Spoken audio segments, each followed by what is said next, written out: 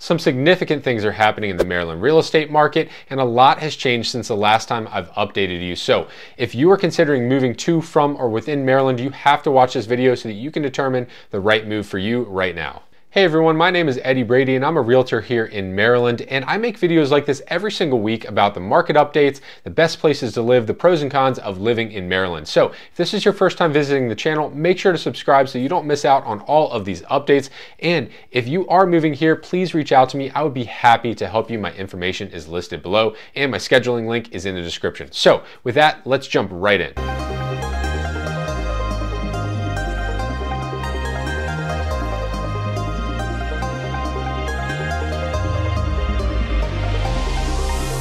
This is the Redfin market data that we're going to really dive into. And when I went over the market update in May, we had a lot of uncertainty about which direction we would trend with median sales price. We were tracking really closely to 2022's numbers, and we're down about 1 to 3% year over year at about $548,000. But now we've fully crossed over and are trending up at about 3% year over year with no signs of slowing down, and with a new median price of $559,000. And the biggest reason for the prices taking off is this. Active listings have dropped tremendously, down almost 26% year over year, breaking away from the seasonal trends and bottoming out for a summer low of 9,645 active homes compared to just over 13,000 active listings in 2022. And that deficit of 3,300 homes for sale is causing significantly more competition for buyers in some areas. And buyers are now accustomed to 6 to 7% interest rates on mortgages, so they're really back in the market in full force in a ton of areas, which is causing a lot of competition, a lot of multiple offer situations, a lot of the things that we were seeing in 2021.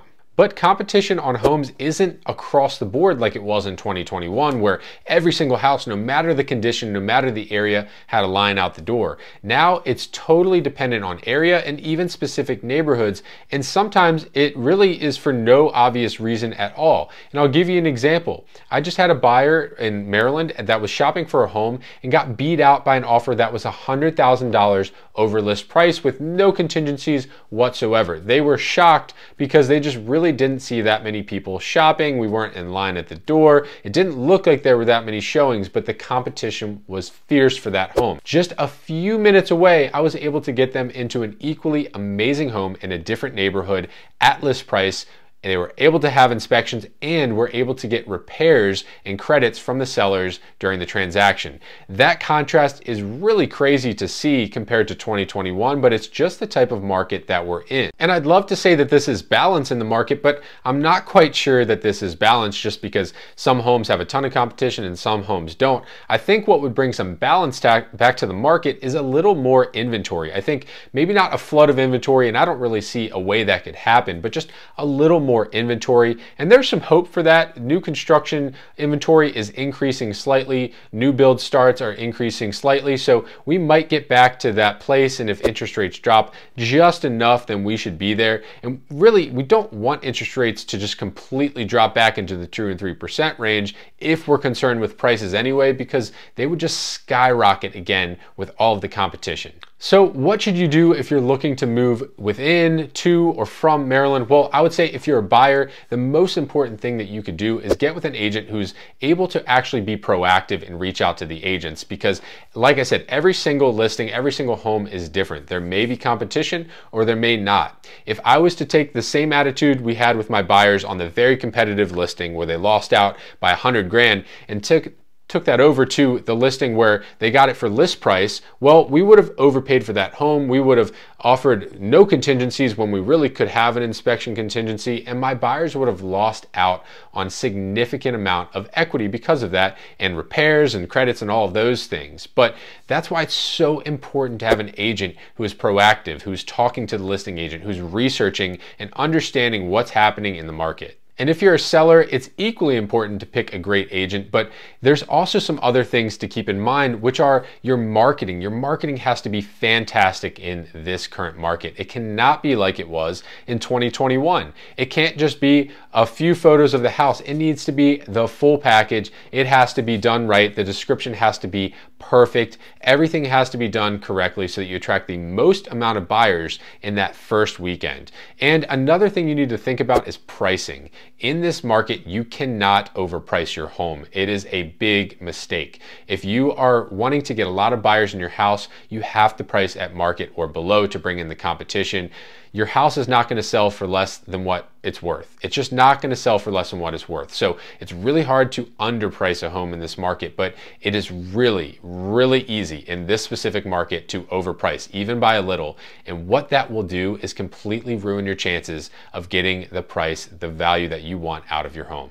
So what are my predictions for the market? And again, I'm not an economist, and none of us really know here, but I predict that prices are going to continue to rise because of the inventory shortage. And with so few reasons that inventory could spike, with foreclosures not happening in record numbers like they were in 2008 after the crash, because homeowners have so much equity, there's really no flood of inventory that's coming onto the market. Even the big hedge funds and companies that are buying up single-family residential real estate, it's really not in their best interest to sell all of this real estate because it's the best hedge against everything else happening in the economy right now. So I just don't see a huge spike in inventory happening. New construction builders can't keep up. They're not even close to being able to keep up, and there's no way they want to hold inventory to build that. So I think because of those things, and if interest rates stay even remotely similar to what they are right now, prices are going to steadily climb 1%, 2%, 3% year over year until some kind of major event happens that changes the market. So I hope this video was helpful for you if you are considering moving to Maryland or within. And if you're in another market anywhere across the country watching this right now, please let me know what's happening in your city, your town, and your neighborhood.